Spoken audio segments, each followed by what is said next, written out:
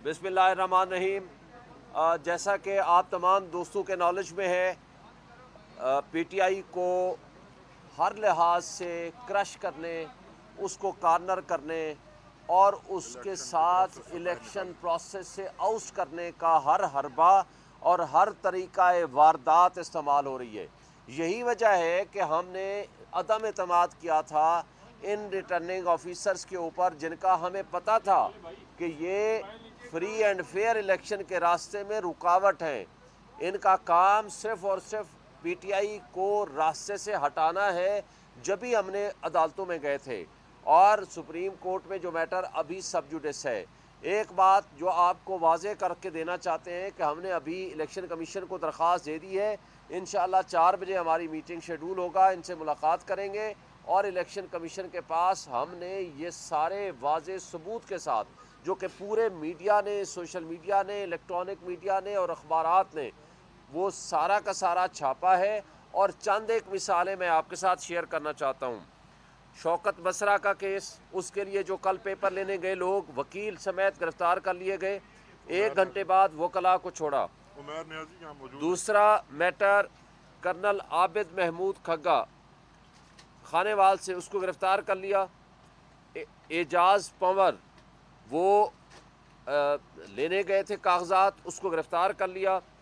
उमैर नियाज़ी के वालिद साहब अपने लिए, और उमैर नियाज़ी साहब जो यहाँ मौजूद हैं, जो इन्हीं की पटिशन थी, ये पेपर लेने गए थे और कल 2 मरतबा उनसे स्नैच कर लिए गए, छीन लिए गए और पुलिस वाले उस पर मुलव्वस हैं। उनका नाम भी लिया है उमैर नियाज़ी साहब के वालिद साहब ने।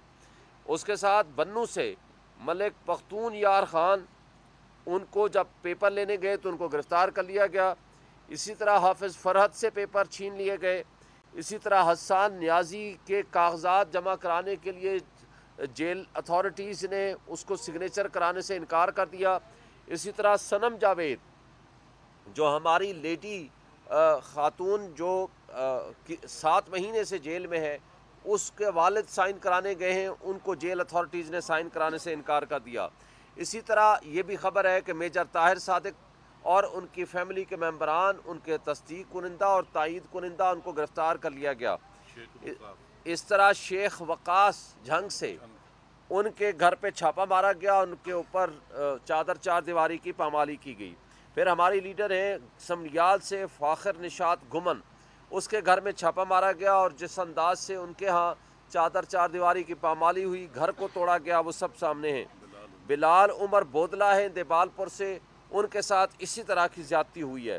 बल्कि आज के अखबार में आप पढ़ लेंगे, इम्तियाज़ चौधरी साहब PP 68 से, मंडी बहाउद्दीन से प्रॉबेबली, वो जब पेपर जमा कराने लेने गए नॉमिनेशन फॉर्म्स, उसको PTI का समझ के गिरफ़्तार कर लिया गया।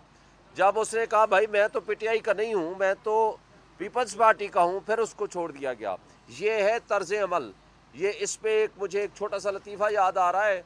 एक ज़माने में कम्युनिस्टों के ख़िलाफ़ एक मूवमेंट चल रही थी, उनको गिरफ़्तार कर ले थे। एक अदीब थे, उसको जब गिरफ़्तार करने गए पुलिस वाले, तो उन्होंने कहा कि जनाब मेरे पर इल्ज़ाम तो मुझे बता दें। उसने कहा तुम कम्युनिस्ट हो? उसने कहा मैं तो, मेरी तहरीरें पढ़ लें, मैं तो एंटी कम्युनिस्ट हूँ। उन्होंने कहा एंटी हुए तो क्या हुआ, आप कम्युनिस्ट तो हुए ना। तो उन्होंने यही समझ के उन्होंने कहा कि PTI के नहीं हो, PP के हो, चलो P एक तो मुश्तरका है ना, लिहाजा गिरफ्तार कर लिया। ये तर्ज़ अमल हम इलेक्शन कमीशन को भी बता रहे हैं। इस सिलसिले में हमने Lahore high court Rawalpindi bench में भी पटिशन फाइल कर ली है और इंशाअल्लाह आज हम सुप्रीम कोर्ट में भी पटिशन फाइल कर रहे हैं। ये जो तर्ज़ अमल जारी है, ये पाकिस्तान की जड़ें खोखली करने के मुतरादिफ है। वाहिद फेडरेशन की अलामत है PTI, उसको क्रश करना और उसको डिसमेंटल करने का मतलब है कि आप पाकिस्तान की रियासत की जड़ें खोखली कर रहे हैं और पाकिस्तान की इकाइयों को आप नुकसान पहुंचाना चाहते हैं। इन सब का नोटिस कंसर्न्ड फोरम को लेना चाहिए और इन ROs को तब्दील होना चाहिए और कानून और कायदे के मुताबिक हर शहरी का हक है, हर पार्टी का हक है, उसको लेवल प्लेइंग फील्ड मिले और उसको पार्टिसिपेशन का मौका मिले। Thank you.